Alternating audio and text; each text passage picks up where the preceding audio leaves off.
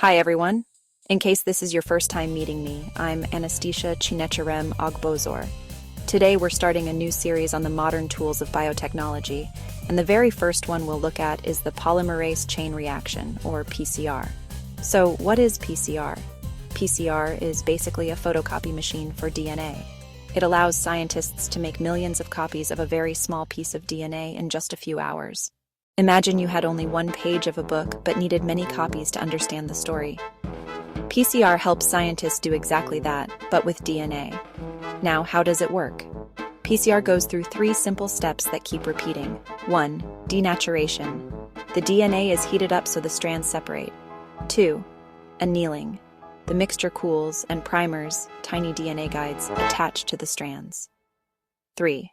Extension, an enzyme called DNA polymerase builds new strands. These three steps are repeated again and again, and with every cycle, the amount of DNA doubles. After around 30 cycles, you can have over 1 billion copies of the original DNA sample. But why is PCR such a big deal? In medicine, it's used to detect diseases like COVID-19, HIV, and even genetic disorders. In forensics, a single hair or drop of blood can help identify a suspect. In research, scientists use PCR to study genes and inherited conditions. And in agriculture, PCR helps detect crop diseases and improve plants.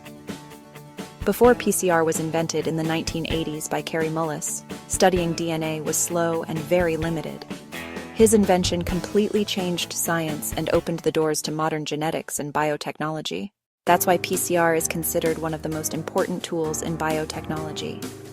Do well to follow me for more simplified science content. And don't forget to like, share, and subscribe because in part 2 we'll be looking at DNA sequencing.